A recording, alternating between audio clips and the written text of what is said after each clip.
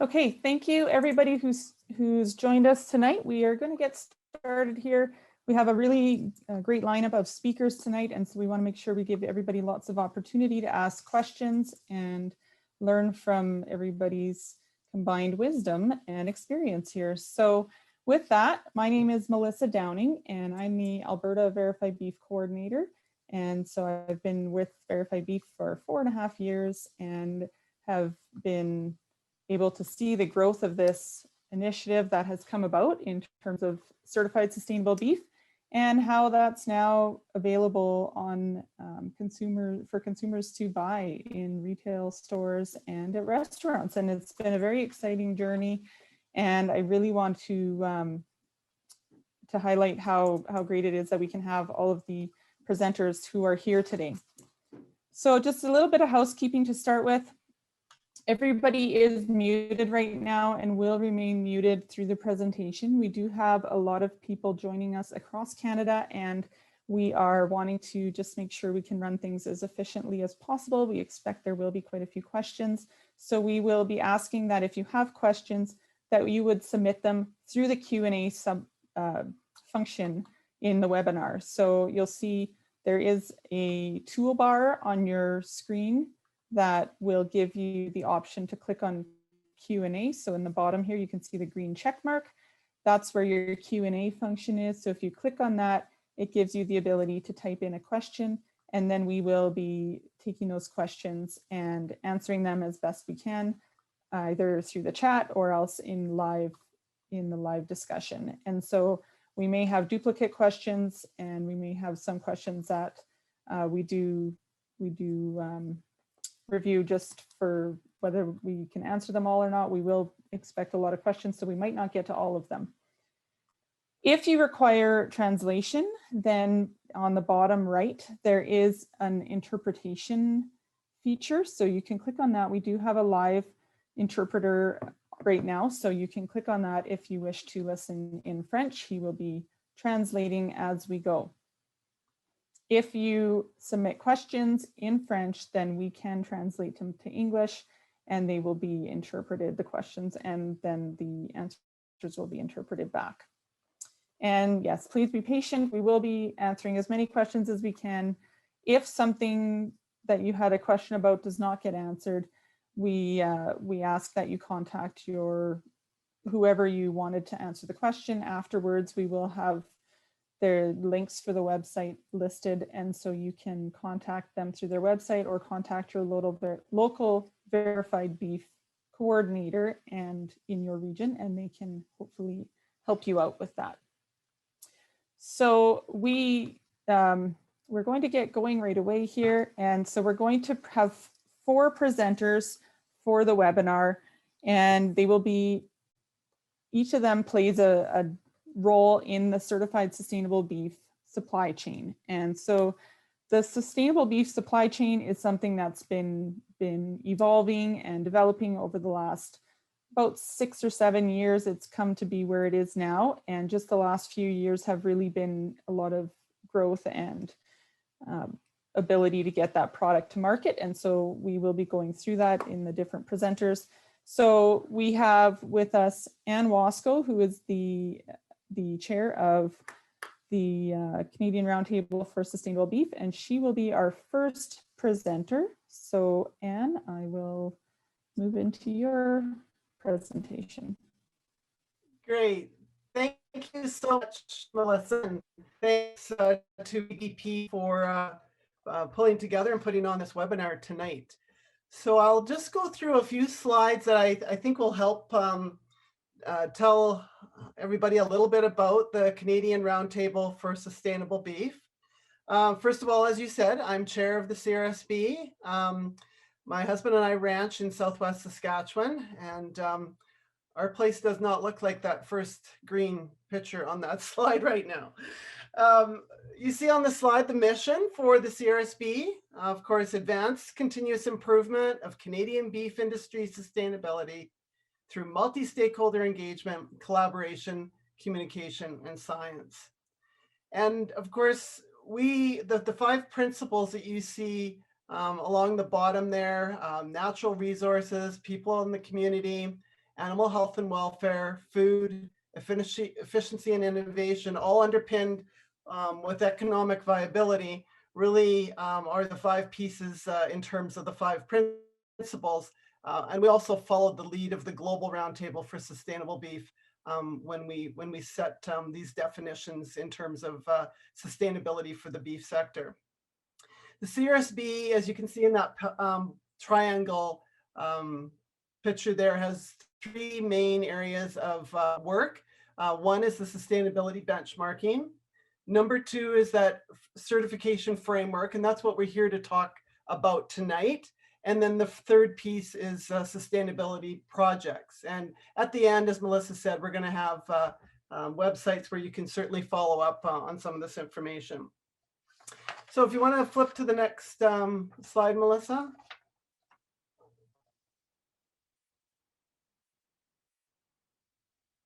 There we go. So the framework is what we're going to talk about tonight. And of course, the Certified Sustainable Beef Framework was launched in 2017. And 3 overall objectives. First and foremost, to recognize sustainable practices in beef production and processing through a voluntary third-party audited system aligned with consumer interests. So that's the certification piece.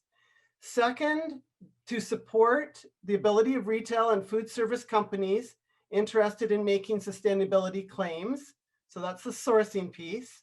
And then third, to provide consumers with credible claims backed by science. And of course, that's the assurances piece.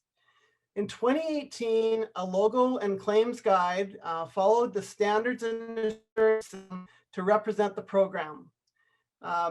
That's basically was providing retail and food service the guidance that they needed to basically turn around and be able to market that beef sustainably. It's important, I think, for you to know that the system was developed with input from all stages of our membership groups across the supply chain, including strong representation from individual beef producers and producer organizations across the entire country. Next slide, Melissa. Who's involved? Well, certainly VBP, as we're here tonight with, is an on-farm certification program. The beauty of the CRSB certified program and why we have both VBP and CRSB certified is that connection at every point in the supply chain. This enables the industry to make claims direct to consumers about the sustainability of beef production across all 5 of those areas of sustainability that I talked to about in the first slide. And again, provides those assurances at the verification at all these stages. So the CRSB's role in the supply chain that we're talking about tonight is as the owner of the standards and certification scheme. With input from across the supply chain, the CRSB has built the standards, the assurance protocols, how the cattle and beef are tracked, which culminates in the claims delivered to consumer through that marketing logo. Others that are going to follow and speak after me here today are all players who have put this CRSB system into play at the ground level. And let me tell you, that's no small feat. So you'll hear more about the process as we go forward with the next presenters after me. So let's talk, Melissa, if you want to just go to the next one, which will be mechanics of the framework. Let's just talk about what those pieces are. How does the framework work? And of course, there's 4 components, as you see on the screen in front of you. There's the standards. So that's the standards, 2 standards, the 1 piece for producers and the 1 piece for processors. The second piece is, of course, the assurance protocols, and that's basically the scoring piece, the evaluation piece. And third, the chain of custody requirements. So that's that tracking piece. And then fourth, the sustainability claims. And again, that's the part used by supply chains, the stakeholders, to communicate the sustainability piece in their marketings. So we're just going to click through here so you can maybe follow a little bit of what an example of a supply chain and those pieces that need to be in place to support a CRSB claim at the end of the day. So first of all, we've got the cow-calf backgrounders, feedlots, the processors, or those are the three that would fit into the production standard. Then, of course, the next piece in terms of the processor, which is certified to the processing standard. The producers are to the production standard. And then, of course, we go through to the chain of custody piece, which is for further processors, again, depending on what type of model it is. But that's where beef needs to be tracked through to the consumer to qualify for a claim, and also verified through a chain of custody audit at that last point of transformation. And last click will give us that CRSB claim, that logo. That's the piece that the consumer is going to see. So that's basically the mechanics in a simplified form in terms of how it works. I want to just click to the next one, Melissa. So the system, of course, was designed so that independent certification bodies would certify to standards on behalf of the CRSB. This maintains the CRSB as a third-party framework owner and not carrying the day-to-day certifications. So for example, where we are today, we've got 3 certification bodies in Canada, VBP+. You'll hear more about VBP in the next presentation. There are 2 other certification bodies, Where Food Comes From, which certifies both for the beef producer standard and the beef processing standard, and chain of custody audits as well. And then just recently we had Ontario corn-fed beef come on in terms of sustainable beef production standard for Ontario feedlot operations. So at this point in time, those are the certification bodies that are basically using that CRSB roadmap to set their programs in play. Okay, last slide, and then I'll promise I'll throw it along to the next presenter. But I thought you'd be interested in knowing just where are we now in the process. And we've had quite a journey, as you can see. So since we launched the certification framework in 2018, I think we've made super progress. And again, lots of hard work from a lot of the partners that we've got on this webinar with us today. So currently there's over 1,300 ranches and farms certified to that beef production standard. And for processing facilities at this point in time, to the processing standard, there's 2 Cargill facilities, the JBS plant in Brooks and Atlantic Beef Products in PEI. It should be noted, of course, that in order to sell beef with a CRSB claim, a chain of custody audit is also required. This is the piece that tracks the live cattle and beef through the supply chain and enables those consumer claims and the use of that CRSB logo. Certainly, currently Cargill is the only primary processor with this fully audited supply chain in place. Cargill is now sourcing beef for both its High River and Guelph facilities, and you'll hear more from them in a second as well. Other further processors and distributors like Centennial, Intercity, and Cardinal can then purchase from Cargill and with their own chain of custody audit may market to consumers. So there's been some exciting firsts along the way. So I'll quickly just go over these. To date, we've seen over 12 million pounds of beef sold with the CRSB claim. Cargill launched, of course, going back to their pilot project early on, putting some of these, the framework into play. McDonald's Canada was the first to use that CRSB certified mark back in 2018, and in the fall of 2020 expanded to the quarter pounder lineup. Harvey's has been sourcing since 2019 in their original burger. Chopped Steakhouse was the first full service restaurant to display the CRSB certified logo on a restaurant menu.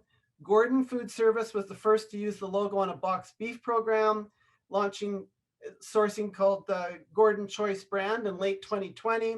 And finally, although it's not marketing yet to consumers, Loblaw made its first purchase of 1 million pounds of CRSB certified beef in December of 2020, showing its commitment and demonstrating retail demand for sustainability beef raised in Canada. So with that, I'll just end, but I think certainly we see consumers becoming more aware and making food purchases and decisions, not just on taste and price. And I think now is the right time and the opportunity for us to showcase what a leader Canada is in terms of beef sustainability here in Canada and around the world. So with that, I'll stop. Thanks, Melissa. Thank you, Anne. And that was a great overview of what CRSB is. They've done so much in the last few years, and that's just the highlight reel, I guess, but it's really impressive how far everybody has come with that initiative.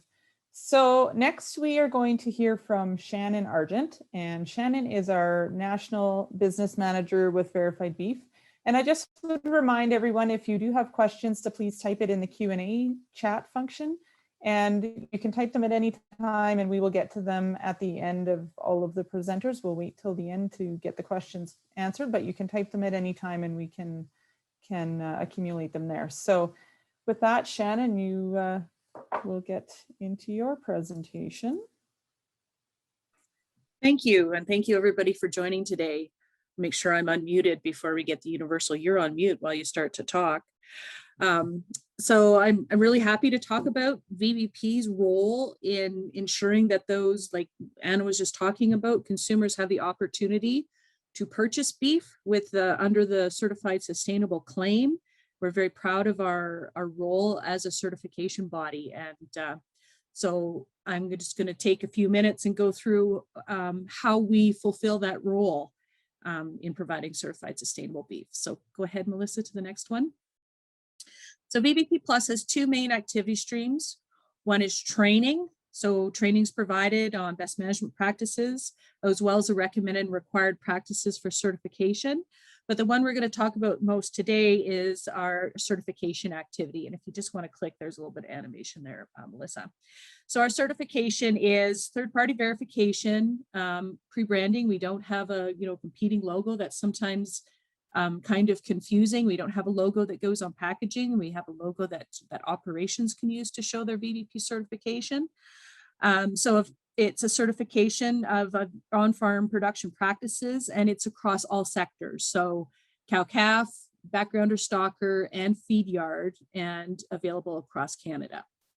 So next slide, please. So we're a certification body, which has been approved by the Certified Sustainable Beef Framework and is subject to its oversight. We also are a program that meets multiple outcomes through one audit or certification, as we are a CFIA reviewed on-farm food safety program as well. So when we look at our role as a certification body, it's based on equivalency. So if a producer is certified by VBP Plus, they're also certified to the CRSB standard. So if you give a couple clicks, there's some animations here too, Melissa. So as of March 31st, so as of yesterday, we pull these stats monthly, we have 1,608,075 cattle under the management of VBP certified operations and representing all sectors. So cow-calf, backgrounder, stalker, and feed yard. Go ahead and click the next slide. So this is our producer guide showing our pricing. So we have a 5-year audit cycle, and we're giving producers the opportunity to pay per year. So we are upfronting the auditor cost and allowing a producer to pay a smaller fee per year for certification services. So those are available on our website. When producer signs up, you have to know that you are signing up for a 5-year audit cycle, which includes an on-farm audit, a records assessment, self-declaration, another records assessment, and another self-declaration. So there is a yearly requirement for renewal to make sure that your status stays active. And that's really important because when we, and I'll show you this slide in a minute, when we validate the active status of producers in the chain of custody that Anne was talking about to be able to provide verification of certified sourcing, then it's very important that you have an active status and complete all the renewal requirements. Next slide, Melissa.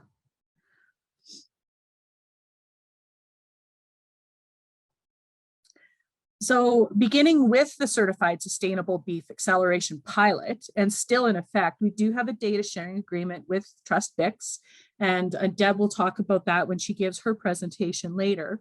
for the purposes of chain of custody tracking of live cattle. So when a producer signs up to be VBP Plus certified, they complete the audit, they will be asked to agree to third-party data sharing. And if you do agree to that data sharing, then we share on your behalf the following information so that these TrustBIX, who is contracted to do third-party chain of custody for the Cargill Certified Sustainable Sourcing Program, has this information. So the operation name, status, audit level, and CCIA and CLTS number to be able to provide that third-party tracking of cattle for purposes of certified sustainable sourcing. We also have resources available on our website, because one of the challenges, and I'm sure this question will come up in the Q&A, that we find is, having that producer make the connection with the certified feed yard so that their cattle pass through the chain.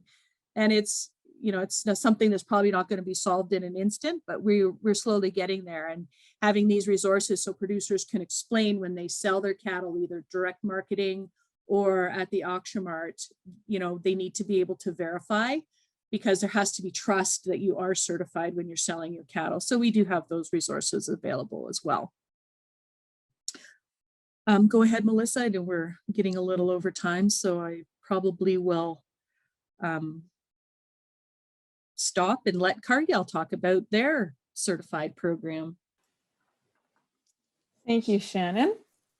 Again, lots of work that gets summarized in a few short slides, but it's been a journey for sure. So next we do have Jeffrey Fitzpatrick Stillwell joining us from Cargill, and he is the Senior Sustainability Manager. And I believe we also have Emily Murray on the webinar as well. And yeah, I'll let you take it away, Jeff. Great, thanks, Melissa. And again, as everyone's saying, I'll try to get through our stuff quickly, because the goal here is to really be able to take and answer some questions. And happily, some of the things that we're covering have been addressed already. So you can jump to the next slide. This is really us, as you're seeing, each individual organization is kind of taking you through what our individual roles are in this process. So Cargill's specific beef sustainability program takes the CRSB standards that, as Anne covered, cover every link in the supply chain. And then those eligible cattle are tracked through the supply chain right up to Cargill, using, of course, the RFID ear tags. And then that ability allows customers of ours to take that beef and make certified sustainable claims around that, either of the supporter or directly on package. And you've seen that was covered as well, thankfully, the CRSB recognized auditing firms. You're going to hear next, I think, from TrustBIX, which is a traceability service provider, and participating producers using those audit bodies and sharing that information with BIX that allows us to do that tracking, earn a per head credit for cattle that make it all the way through a supply chain. So that's a financial reward that our customers are funding to demonstrate not only a demand pull, but that appreciation for producers for going through the process that, as you can see on the right-hand side there, then allows them to make claims to their customers. You can go to the next one, please. And so we like to talk about that being one of the key things. We know that's a key driver for producers participating in the program. It's doing the right thing, but it's also getting rewarded for that.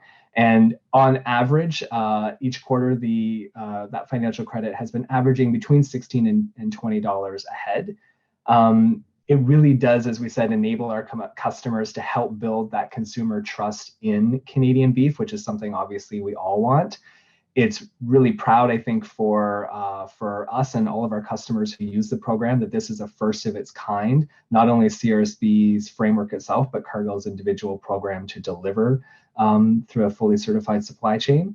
And I think we're just close to 13 million pounds now. I think Anne's slide said around 12 million sold with a certified claim. So that is a huge success and a huge win, not only for ourselves and the customers, but really clearly for Canadian producers. And this is a message that we get to talk about not only in Canada, but around the world, about the leadership of Canadian producers.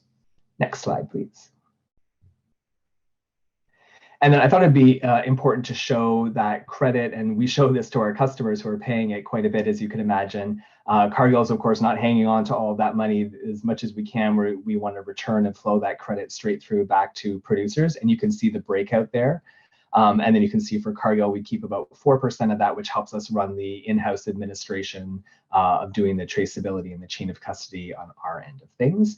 And then TrustBIX is there for the live cattle traceability, which is, of course, the critical element of it all. And then the rest is broken out as you'd expect. Next slide, please. And this was covered too, so I don't have to go through this, I don't think, again, about how to get involved. Maybe I'll just use this slide to encourage anyone who's not currently involved to please consider getting involved and help us really build out that volume. We have a lot of customers that are inquiring about this, and one of the questions they ask is, if we sign up for this, do you have enough volume for us to do at the scale that we might want to do? So the more volume that we can get into that program, the better it is for us to answer those questions that, yes, there is volume and it's going to be a consistent volume for them. Next slide, please. And I want to put this up too. Again, it was covered helpfully that not only all of the things in Cargill's facilities, but our actual organization also undergoes an audit to ensure that that way that we are tracking not just the cattle up to our door, but the beef that enables us to offer that those credits to our customers to make that claim, that process that we use internally is also audited and certified by Where Food Comes From.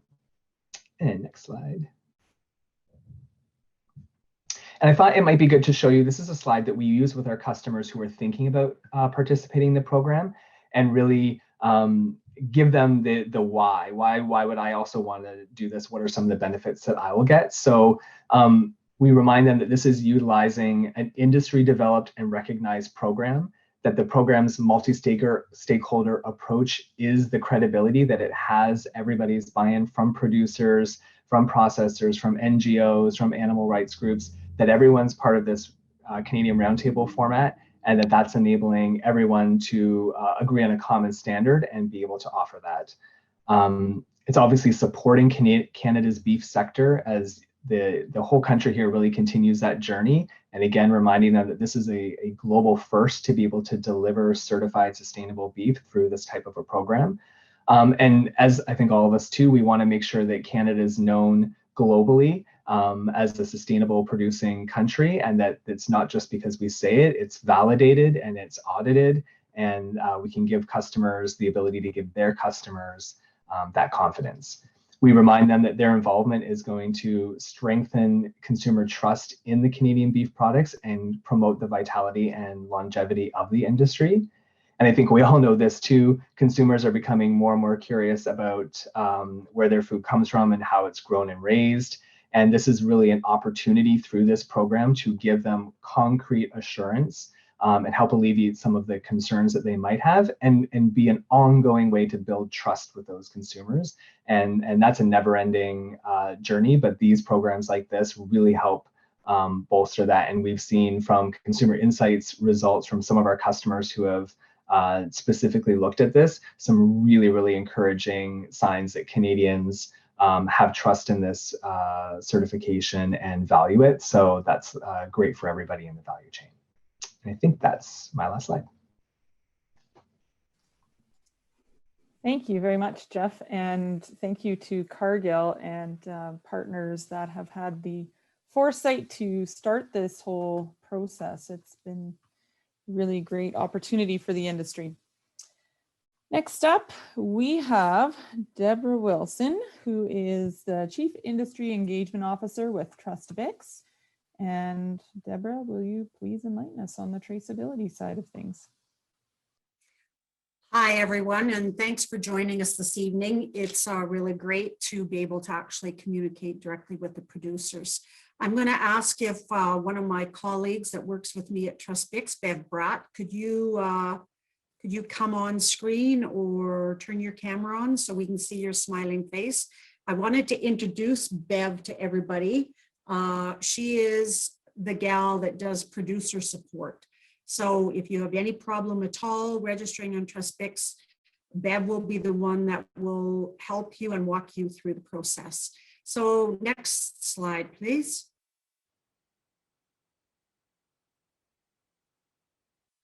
So I wanted to talk a little bit about data and how it can support us in the sustainable beef supply.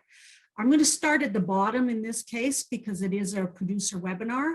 So we start out with the people, and we're going to use a process, which is the CRSB frameworks, Certified Sustainable Beef Framework, and then technology. And you, the producer, then are going to share data with us, which allows us to make the claims that we do. So the producers are going to use processes, technology platforms, application solutions to realize the objective, which is to share their data. So the attributes of data assets, which in this case is the live animals, that's the data that's required. We ensure that high quality data exists through its life cycle, and the typical attributes of BIX data include confidentiality, security, integrity, consistency, and usability. I like to say, just the way most of our great Canadian cattle producers care for their cattle, that is exactly the attitude we share at TrustBIX when it comes to caring for your data. So BIX is currently undergoing an ISO 27002 audit to organize the people that work in the company, the processes and technology. This is a globally recognized audit process that we are going through. And why is BIX necessary? So we intend to comply with all the regulations for privacy when we do have access to your data. So we have a very set amount of data governance that we work with, and the role data plays in helping any organization achieve its business objective and strategies are in this case the business or corporate drivers. So that's why we're necessary in this process from a live animal asset, which we call data assets. Next slide, please.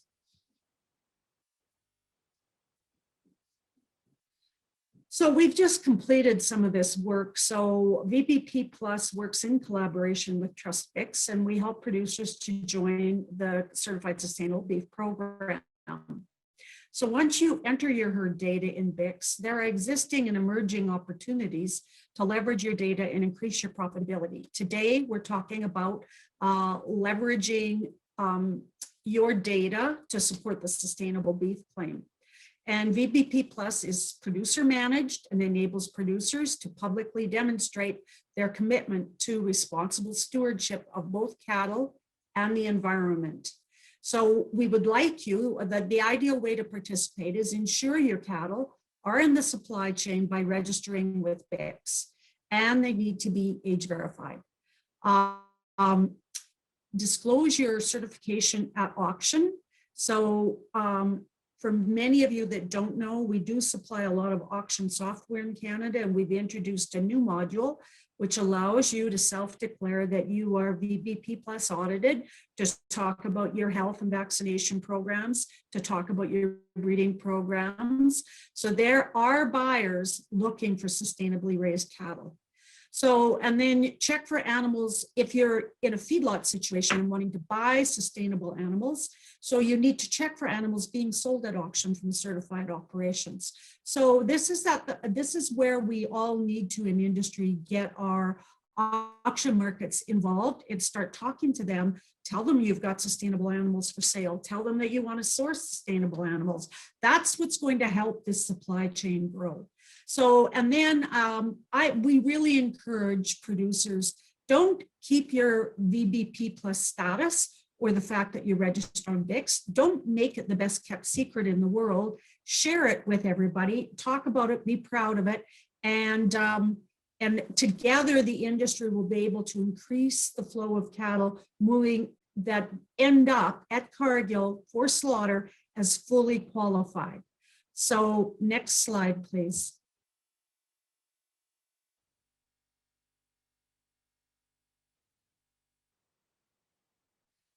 So how to register and enable BIX to capture chain of custody information that's required for participation in the Canadian Sustainable Beef Program.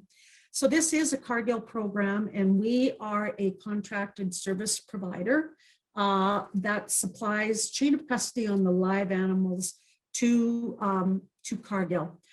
We are also audited by Cargill's auditors, which is where food comes from, IMI Global, to ensure that our auditing process on the live animals is actually doing what we say it's doing. So we've got some steps here. We're happy to share them with you. You can reach out to support@yourbix.com. Bev would be happy to share this document with you. But your first step is get your CCIA account ID number, phone number that you have registered with CCIA, and your email address that you use with CCIA. We encourage you to use the same contact information in both platforms.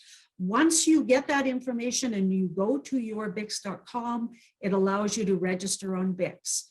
It will ask you to select the options that best describe your operation and the producer, whether you're a producer background, a feedlot, or a distributor. But really, we rely on the integration with VBP Plus, and it will fall back and then rely on the type of audit that you have received. So if you're a cow-calf operation, you'll have had that audit. If you're a feedlot, you'll have had that audit.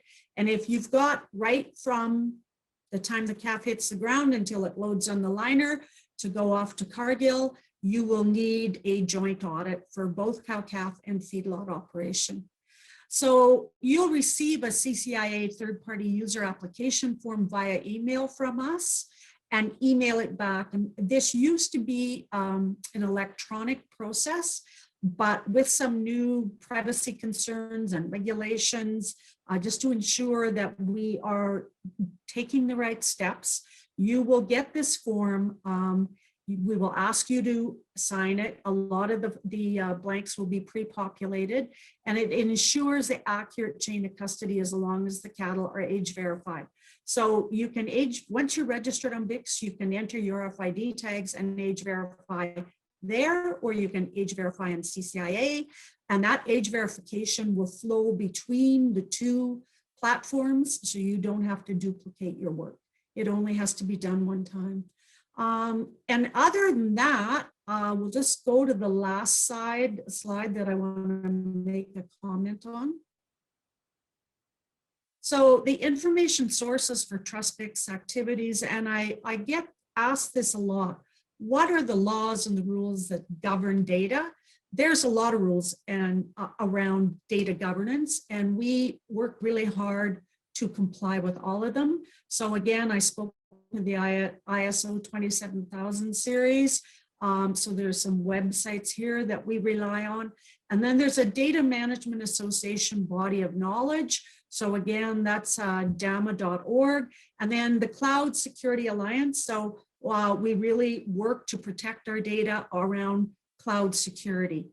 So it's security guidance for critical areas of focus in cloud computing, which is where a lot of this data resides that we utilize to work on chain of custody. And that's about it. I am going to say thank you very much for your attention, and I look forward to any questions you might have for me. Thank you very much, Deb. So with that, that concludes our presentations. We do have some websites up on the screen. So if you have questions or you're wanting more information from a specific organization, you can check out the websites to look at more details about their programs or what they're doing. And we do have a few questions coming in through both the chat and the Q&A functions. I do want to reiterate, this is a very exciting thing for beef producers. I mean, for the retailers and restaurants to start talking with us, to work with us, to try and build something from the ground up that can work for everybody. It's a really neat thing, and it's maybe different than a lot of the different initiatives that we've seen, and I do applaud them for taking that step to work with producers to do something that's practical and something that we can realistically achieve. And I'm going to turn my sharing off here. So for anybody who has been to McDonald's and ordered the burger, I keep the burger boxes in my office. I have a couple of them from our from our certified sustainable logos, and it's very cool to go to the McDonald's and see that they really promote this and what a great job beef producers are doing. And you know, I'm a beef producer myself, and I think that's really neat that I can go buy these burgers at the restaurant. I've been to certain restaurants that have them as well, with the steaks and other options. And I've also gotten checks from BIX for being part of this sustainable sourcing program, and it's really, really great to see this working.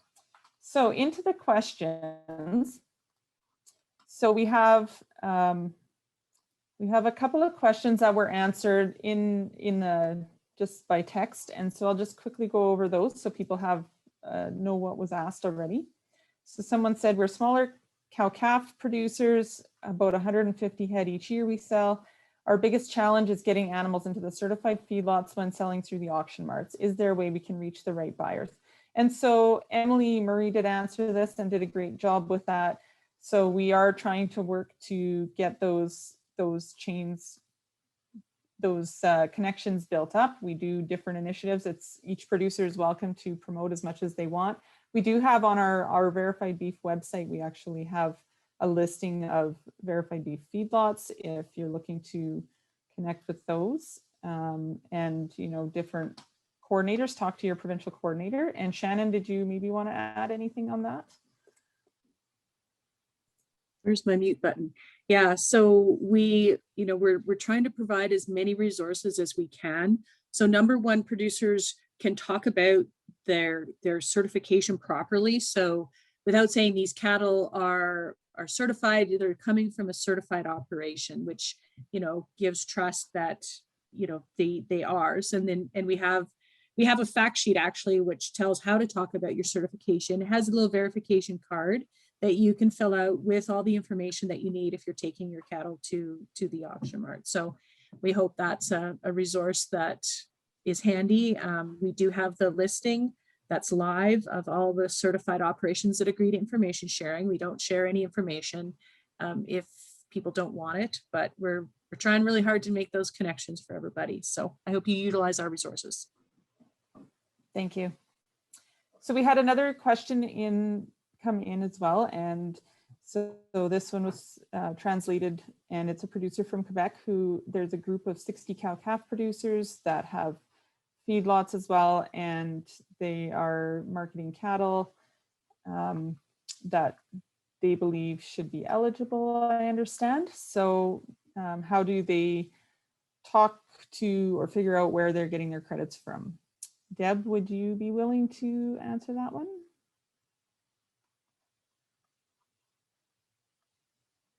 I can answer. Oh, sure, Emily, great. Okay, great, Emily. Okay, Deb, I'll have you chime in if I say anything off base. But sorry, you said the question, just to make sure I'm understanding, you said the question was about how to know which cattle. Is that right, Melissa? That's my understanding. Yeah. Okay, great. So right now, based on the type of technology that we have at the moment, we are able to know, we don't know if cattle qualify until after they are processed. So it's a retroactive thing as opposed to knowing at the time of sale whether the cattle are going to qualify and be eligible for the program or not. We are looking at options for that. And then additionally, with data privacy concerns of all participants, we're slow to move to make sure that we're protecting the proper data privacy expectations of everybody within the chain before we share any information like that. So at the moment, we are not set up right now, both technology-wise and data privacy-wise, to enable us to offer confirmation of which individual animals were qualified in all cases. And because we can't do it for everybody, you know, we're just waiting to do it for anybody, if that makes sense. Furthermore, it is a little bit cost prohibitive as well to make the investments required to get there. And we want to make sure that as much of the funds as possible that we are giving back to the producers. And so we're looking for cost-effective ways to solve this so that we will be able to share that information. And again, I think that it's the cost and then also the data privacy expectation. We do not want anyone to feel a mistrust that we are mishandling their data. And so while I know that this is definitely a question that comes up a lot, and there's definitely a lot of focus we want to put towards finding a solution for it, we also don't want to move too fast and either create a trust issue or a cost issue for the system, for the program overall. We're trying to think in the long term here.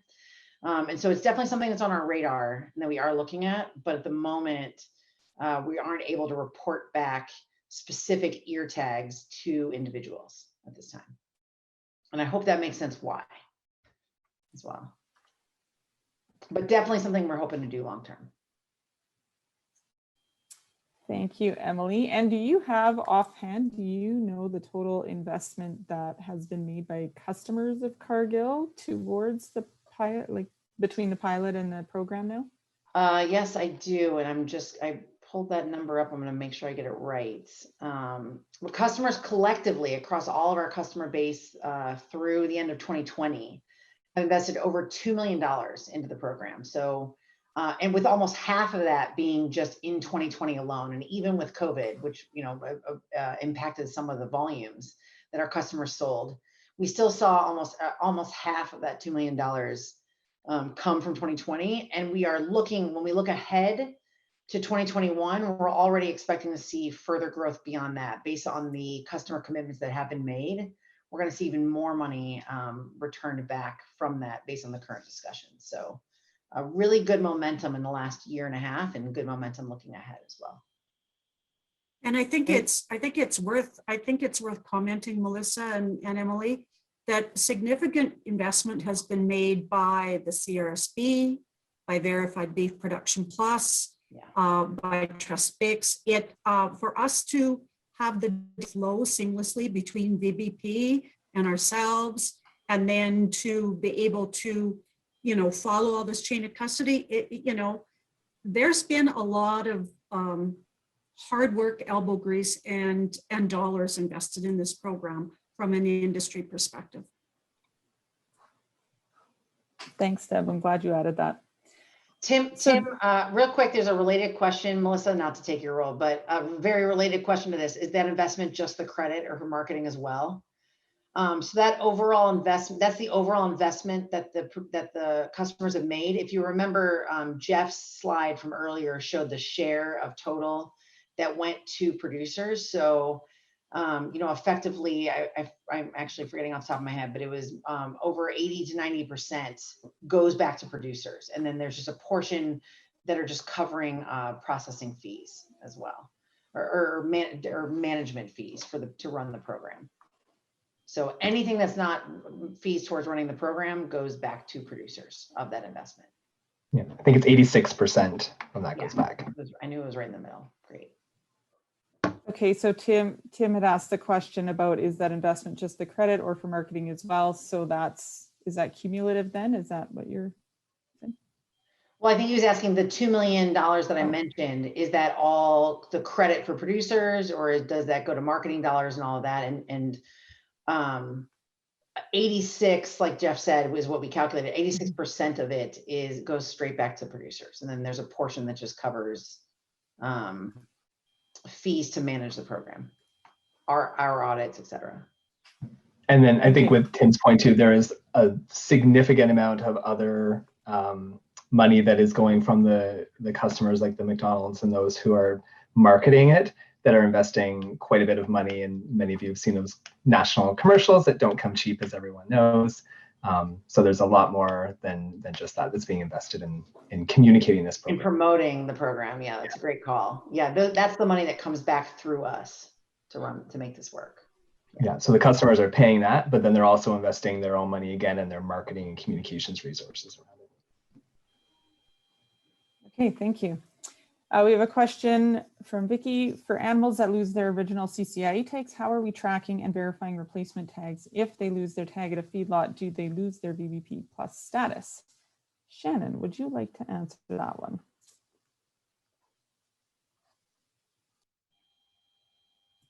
Oh, unmute. So I had marked it, not for me to answer, but I was hoping that Deb, as the traceability expert here, could answer that one.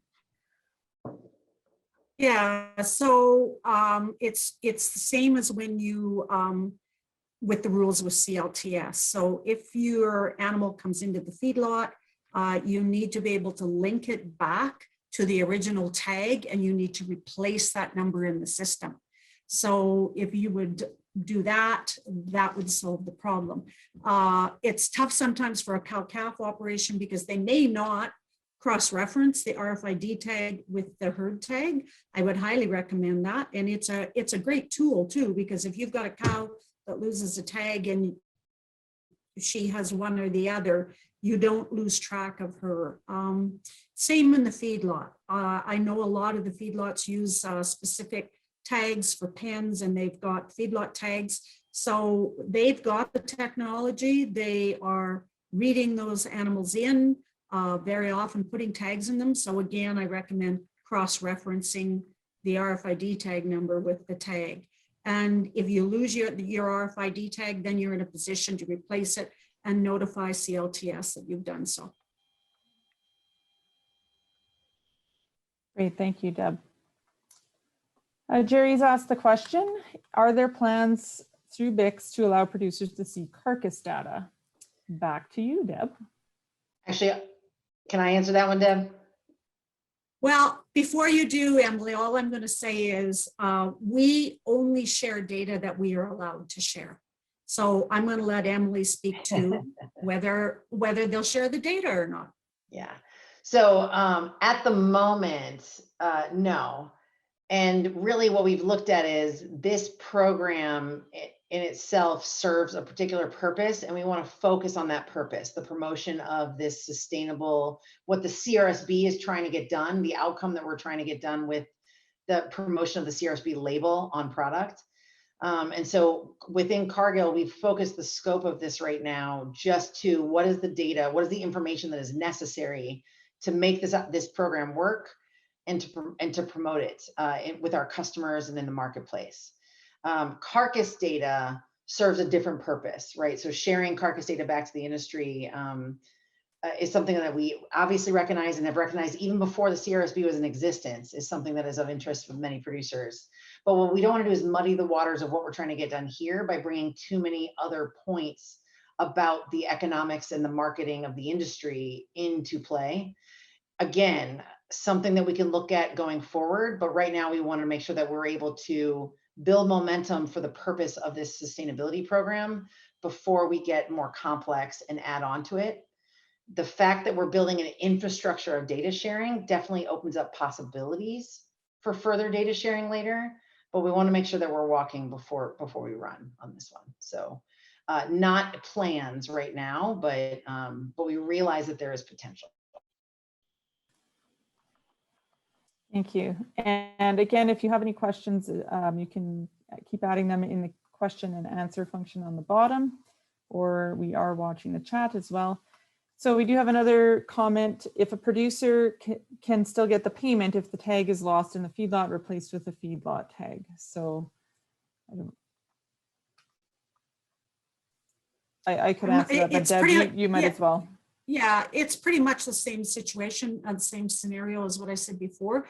And so what's not quite clear here, and I'm going to assume when they say replaced with a feedlot tag. So I'm assuming what we track is the RFID tag.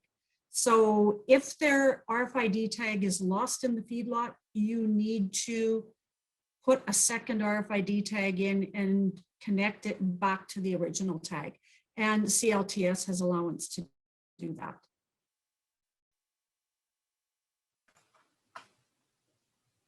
Yeah, so many feedlot herd health systems, management systems automatically do that process if they're set up for that. And then the tracking still recognizes the original owner, and it would still be an eligible animal as far as that's concerned. Okay.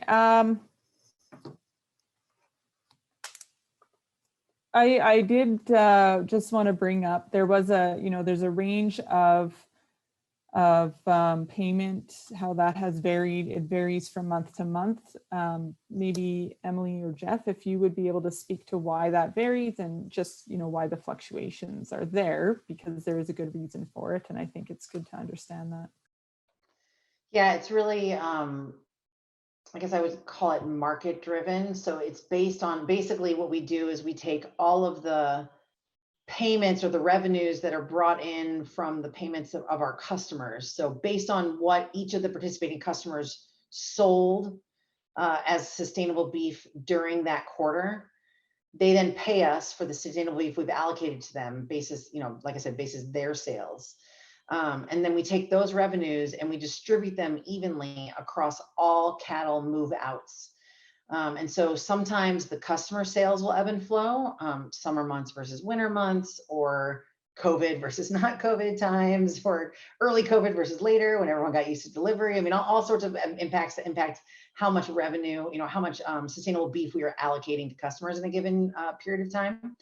And then likewise, we distribute it evenly across all participating producers. And like I said earlier, it's a nuance I want to call out. We do it by every individual move out.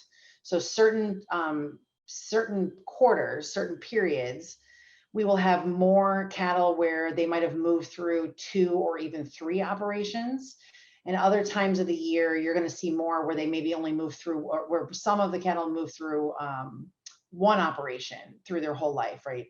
And so based on the ratio of how many different moves the qualifying cattle had, there may be more payments to make to ensure that everyone gets an equal share of that pie. And so both the numerator and the denominator of this equation are constantly flexing. The other thing I should add into that is weights, right? So weights, so different times of the year, the cattle weighed, the average of the qualifying cattle might have different weights. So, we'll see a different weight in the fall than we will in the spring often, average. And so the pounds on each of these individual, because we are taking the qualifying carcasses and actually taking the weights off of those individual carcasses, that will affect it as well, how many pounds. So a few different puts and takes onto that number. Thanks, that was a great explanation. We do have a few questions that have come in and have been answered in the text format, but we do have one from George. I'm a cow-calf producer from Saskatchewan, recently certified, VBP certified. Is my next step to register CCI tags with BIX to continue up the value chain and receive financial compensation? So that is one of the steps. They do need to be age verified as well, and then they do need to follow through the full supply chain. Does anybody have anything they wanted to add to that? Yeah, I think the beauty of it is that we do have a national traceability system, and BIX is integrated with not just VBP Plus, but we're integrated with CLTS as well. So if a producer only ever wants to participate in this and enter and age verify his calves on CLTS, all he has to do is register on BIX. And if he never wants to do anything else on BIX, he doesn't have to. The beauty of it is once he's registered on BIX and he's providing and age verifying his calves in either platform, the data automatically flows. We're automatically able to access and understand that his calves are VBP Plus because of the integration with their platform. Yeah, a couple of us were just talking at the before the presentation that sometimes we don't go on VIX for a while, but the cattle can still be eligible. It's automatic, which is nice once you get set up. So we have a question from Mark. Looking forward to the next 24 months, will the limiting factor to the program be certified producers or willing certified beef customers? Emily, would you like to address that?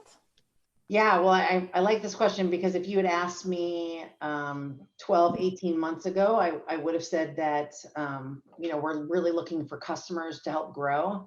But today it is producers and supply. So we have seen a major influx or acceleration of customer interest. I think in the beginning, I've described it to the team here. We had a lot of customers that were, I would call, peeking over the fence, taking a look at what McDonald's was doing and Harvey's and others and saying, I'm interested in this, I want to learn more. But we hadn't gotten a lot of commitments. And in the last year for sure, a lot of new commitments, and we're continuing. I mean, Jeff and I are fielding questions with our sales team every week now with customers that are interested in doing something with us and with serious interest. And so we're at a point, before where I was kind of balancing supply and demand, and now we're looking at how we definitely want to make sure that we can grow supply so that we don't have to turn any customers down. So it continues to ebb and flow. It's hard to put, people had asked me if I could put actual numbers to it, and every week it seems to change. But I do think that when you look at that balance, the limiting factor or the bottleneck is going to be producers based on the customer interests over the past few months. And I don't know if it's just coming out of COVID or the desire to really focus on local and consumer trust. But there is a lot of interest right now on the I'm going to talk food service side. Yeah, I would agree, Emily, like the food service are not the ones that are holding us back. And I'm going to step out and say, when I look at what's registered in the flow of cattle in BIX, it's not the feedlots that are holding us back either. The feedlots, we've probably got 65% of the feedlots in Canada registered on BIX. And I'm going to say with the Ontario Corn-Fed Beef Program, I look for that to grow significantly. They've been very collaborative, and I think they'll be a great group to work with. I think what we need is more cow-calf producers. That's, it starts right at the farm level. And, I would ask as many cow-calf producers as possible to get on this program. We really need your calves in the chain. And if I can jump into and say, I think when we look at consumer insights data, and some of I've been with Cargill now for 4 months, but I was with McDonald's Canada for the 16 years before that. And when I see consumer insights work that we had done during the pandemic at McDonald's and the stuff I've been able to see at Cargill, I think one thing is clear is that our customers have realized that beef demand was extremely strong throughout the pandemic, but people's consciousness and awareness and desire to do good and eat things that are good for their health and that stuff is there too. And so people have realized we need to keep beef on our menu, which is an awesome thing for the industry. We want to promote it, but they're realizing we need a good story element to attach to it. And so the CRSB certification is giving customers, our customers, that option to say, we've got strong demand for steaks, but what can we tell customers about it that's easy, that we don't have to give them a book or a pamphlet to tell them something? A certification mark on the menu board or on the menu or on the quarter pounder box. It's the easiest way to communicate something additional to that food with a story. So I think coming out of this, there's just been a bit of a switch where before people were wondering, do we need to look at beef alternatives? Is that what customers want? The pandemic really clearly indicated they don't want beef alternatives. They want beef, but they want to feel good about it and they want something else. So this program, I think, again, is such a benefit for Canada because it's the only country. I mean, we've had, now that I've been with Cargill and have US exposure more than I did before too, we have US customers that are asking about this program because they've seen it in Canada, right? So it's a really great thing. But what we don't want this story to be, and I think as people have been on this journey a long time, we've never wanted the CRSB certification to be a niche product that is claiming that there's some little group of Canadian producers that are doing good and we're going to stick a logo and just source from them. It's a national program about recognizing the fantastic story of all of Canadian beef production. So we really need to over time have that supply also reflect that it isn't just a niche that just a few people are participating in, that it's something that all Canadian beef producers can do. And while there's money on the table now for it, this is the time to pick it up. Thanks, Jeff. And that's a really great point. Canada, like, we were the first country in the world to have this product and have this available for consumers to purchase. So that's a huge deal, and it's something that other countries are trying to replicate. But we have the head start on that, so we really do have an advantage of positioning Canada as a leader in sustainable beef production and keeping that association to our beef production as a whole. We did have a couple more questions come in on the chat. One that I really thought was worth mentioning is Jacqueline asked, are cull cows eligible for the program? And would somebody like to delve into that a little? Emily? Yes. Yep, that's okay. Yeah, no, any cattle that are getting processed through either High River or Guelph, cull cows included, are eligible. Because it's important to Bulls remember, too? right, that the certification is about the operation, not the animal. So Yeah. the operation is being certified as being managed in a sustainable way that can be measured. And so anything that's produced on that, right now, this is a cattle certification, but things that are produced on that are sustainable because it's the operation that is. Okay. Where does a consumer buy beef that is identified as certified sustainable at a retail outlet today? We can, I mean, the customers that are using the logo, we have McDonald's, Harvey's, Chop Steakhouse, and Gordon Food Service just came on in December, I believe it was. So their customers now will be able to utilize that. So you'll see that certainly more and more. And on the retail, like grocery front, we have we're in conversations with folks that are working to build towards that. So we hope to be able to make some announcements soon. Perfect. And Thank Melissa, you. if I can just chime in, just to Mhm. follow up on that, feel free to check out crsb.ca. So certainly we list everybody that is sourcing on our website. So check that out, because we've got lots of changes happening. And by the sounds of what we're hearing from Cargill tonight, there's going to be more added to that list. So certainly we keep track of those, and they're all listed publicly on that site. And one more little plug for CRSB before we get to the end of the show. But if you are a producer and you have been certified VBP Plus or Ontario Corn Fed, certainly visit with Andrea White, or just send an email. You saw the links that you shared earlier, Melissa. We have a profile story for producers. So if you'd like to share your story and be on the CRSB website and share a couple of pictures and why you went through the process, we'd love to support that story. So reach out if you're interested. Thanks, Anne. And yeah, it's a great way for consumers to connect with us as beef producers to hear those stories.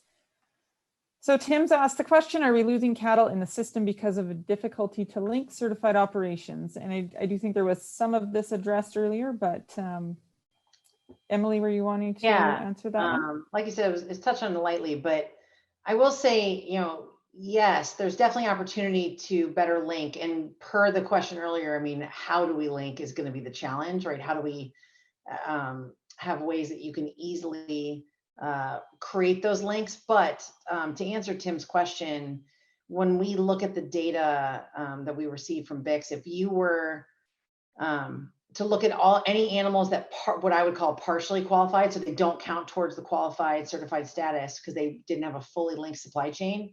So they either fell out because the ranch or the feedlot was not audited or not certified. That is 2 times as big as the number of qualified cattle. I just looked at the data from last year. So we would have been able to grow 3-fold from where we are now, right? 2 more times over on top of the qualifications we have now, if we just close those gaps, those links.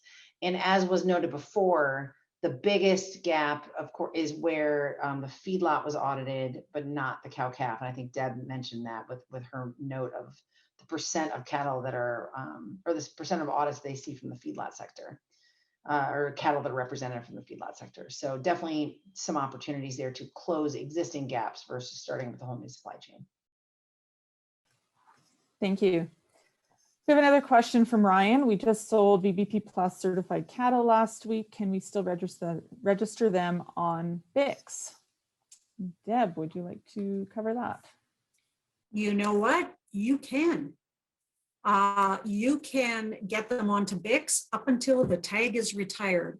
So go for it, Ryan. We're waiting for your cattle.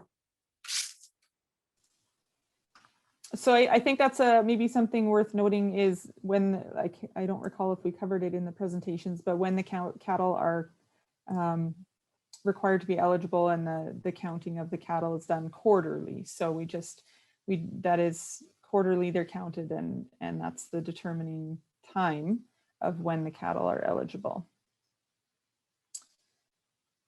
Jamie's asked, how does McDonald's measure response to the logo? I will default to Jeff with his experience with McDonald's. So it's a good question, and I was flipping back because, of course, I don't represent McDonald's anymore, so I can't show the slides that I would love to show that demonstrate what they do, but I was checking them to just at least give you the categories that they look at. So I'd say there's two things. One is once they run a campaign that utilizes a logo like they did in November of last year, they will then do consumer attitudes research specifically around people who saw that commercial. So, you know, you do the filtering. I did see that commercial. I remember it was McDonald's.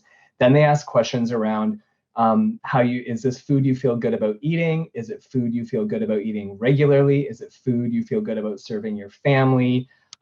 Is it food that you believe is quality ingredients, that it supports Canadian producers? Is it 100% beef? They ask all those questions, and they've asked to control before the ad ran, so then they can judge the uptick that you can somewhat attribute to that, since people say they remember the commercial and they remember that it was McDonald's.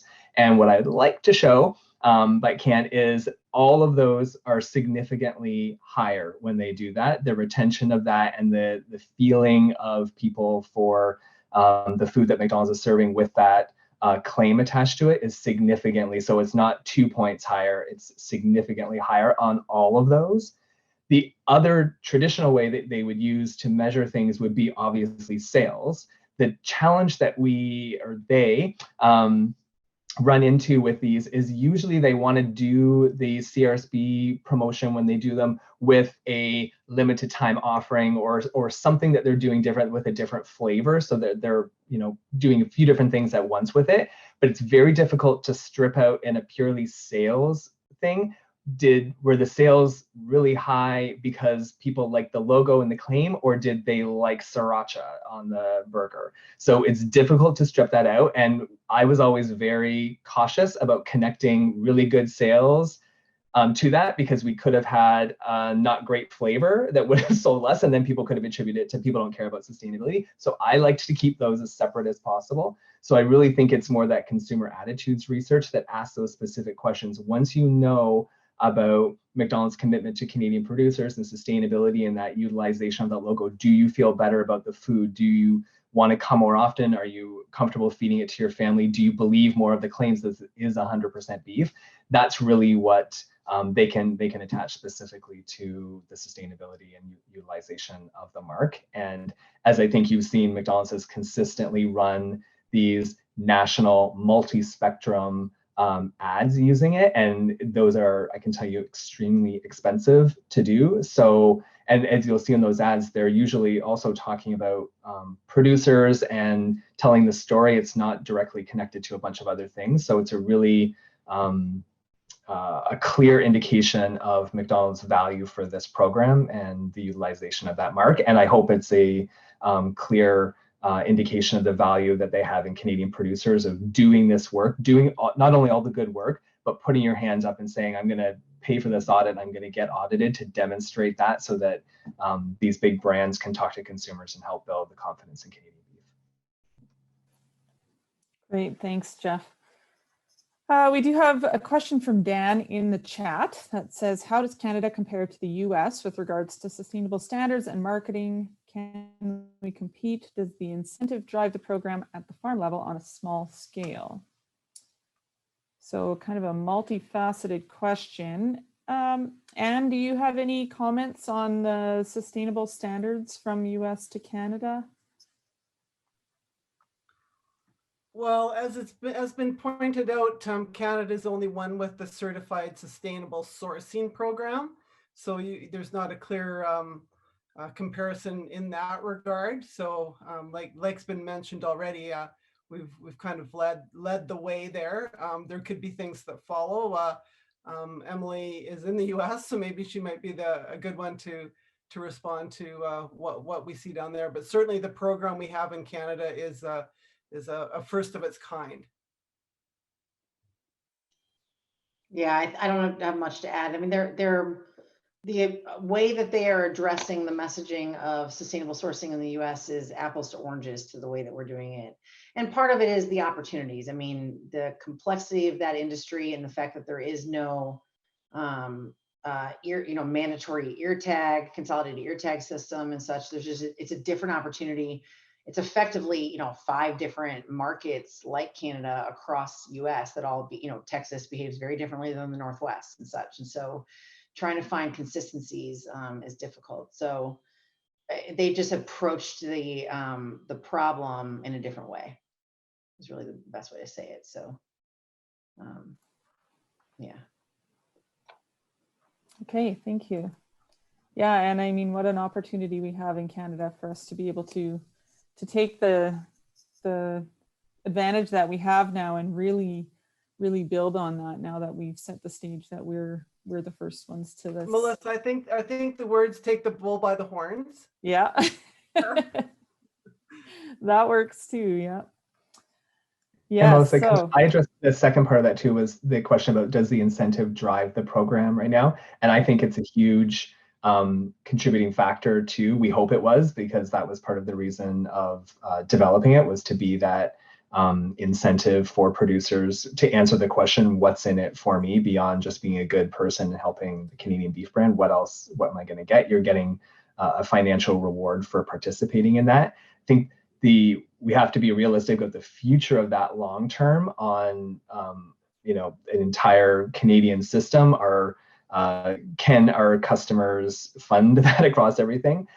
So I think this again is the opportunity now, while that incentive is on the table, is a great opportunity to participate in it now. And I think whether it's a direct incentive, the long-term goal, hopefully, again, to reinforce that this isn't about creating a niche product that then is an offering to people. It's about recognizing and rewarding Canadian beef production at scale, writ large. So in future, this should become part of the normal supply chain process and the normal discussion of a Loblaws or a McDonald's with a Cargill or others about their sourcing and wanting to make sure that what they're sourcing has these standards. And then if there's things that need to be built into that, I think that's a bigger question for the future.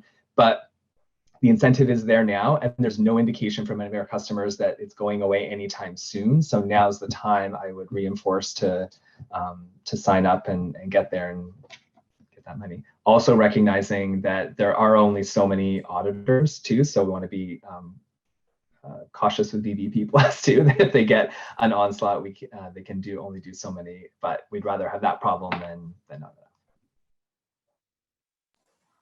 I think Jeff, it's critical to note for us, for producers. I'm going to wear my producer hat here. Is the retailers really have sent us a message by funding this incentive program, because before that it was always you should get audited and prove you're sustainable because it's the right thing to do.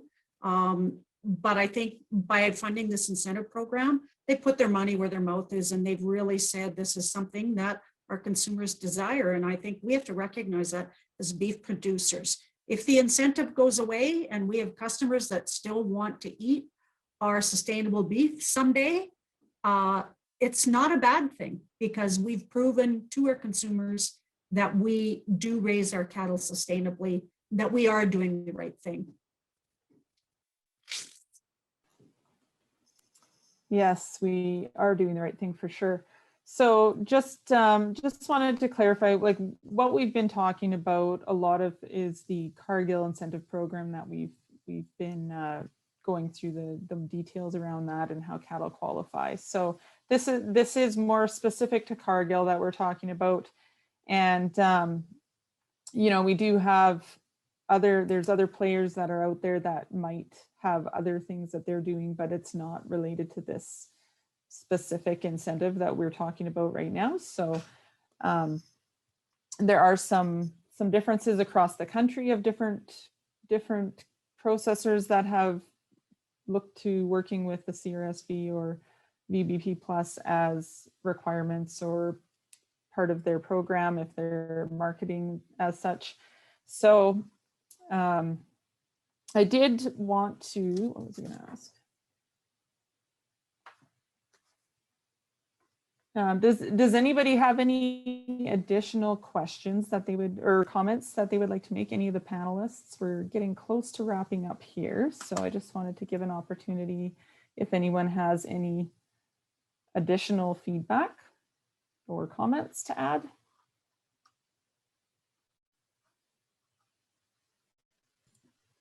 I'll start.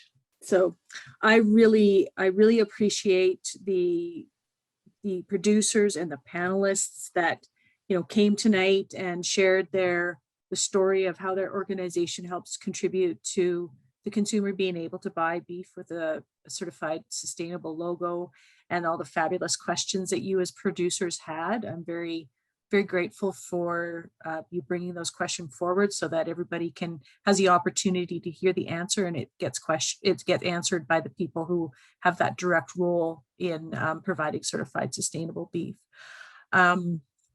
So, you know, if you have any last minute questions, you better get them in here, because I think we've already covered all the questions we had anticipated, but we have room for a few more if you want to get it in there. I was just going to comment too. I think it's worth noting how there were retailers and restaurants that they put money into this program before it even existed to grow it right at the start. And that to me is a really great signal of how willing they are to work with beef producers to help build this and make this successful for everybody. So there was significant investment put in upfront towards building this program, and that's something that, again, I don't think we've seen quite that model in our industry before. So it's very encouraging to have people wanting to work with us instead of, you know, maybe being told what we should try to fit the mold of, but just to say we're already doing a great job, and just keep doing what you're doing, and we want to get you some credit for that.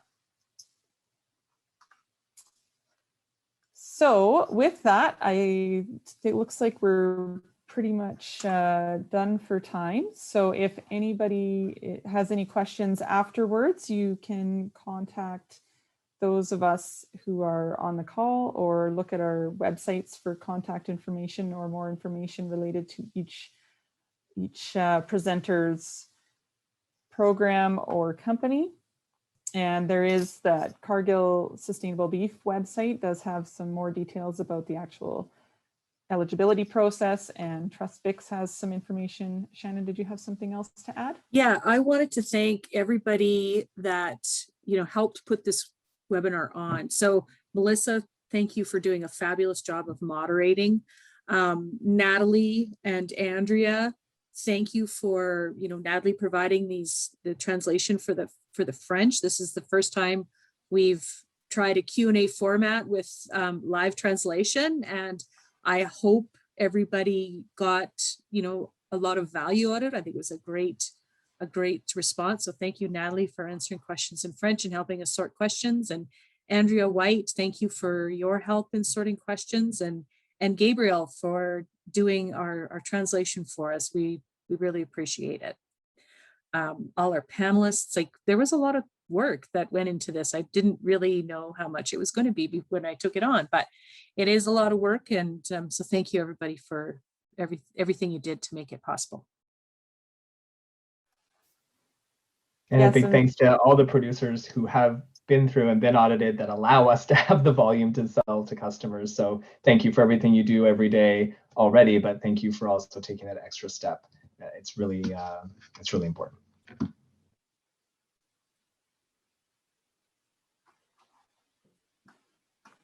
And do you have any closing comments?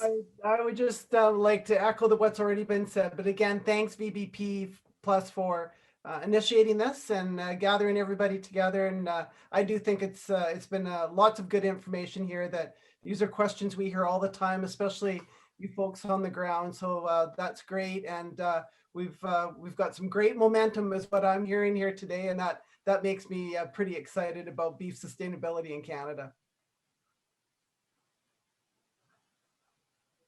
Thanks, Deb. Any closing comments?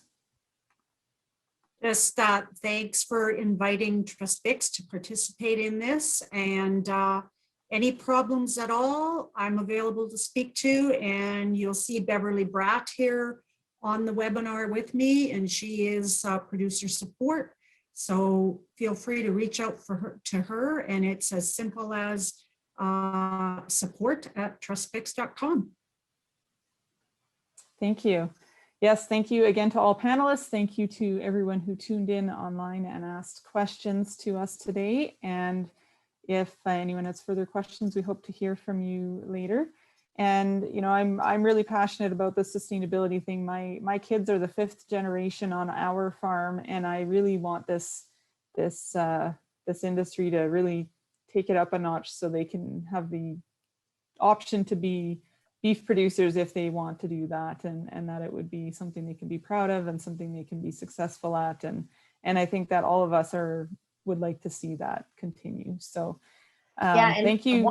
And one more thing I just thought of, we are learning as we go. I mean, this is an established program. Obviously, we've been building over the last few years, but we're still learning and we're still building. So really appreciate hearing the questions, hearing what you guys are most interested in knowing about. And if you have, like I said in one of the chat responses, if you have ideas about how to solve things, please reach out to any of us and share them, because we are definitely open to receiving feedback and new ideas from new, we talk to each other a lot, and we are happy to get some new ideas from new folks. So if you think you have, suggestions for how to improve it, please reach out. We're definitely open to hearing them.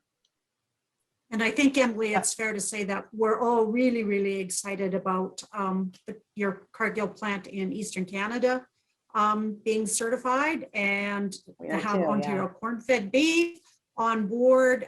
So we're looking at ramping up that supply in Eastern Canada. I think that's tremendously exciting, and welcome to all the Eastern producers that maybe have joined this webinar. Great. And keep an eye out for future announcements. Exciting. Okay, and yeah, feedback always makes us better, so we're happy to hear any feedback you have. With that, I will say we are ready to call this to a close. So right on time, and thank you again, everybody, for joining us, and farewell wherever you are in this great country. We thanks for tuning in, and have a great evening. Thanks. Thanks, everybody. Bye-bye.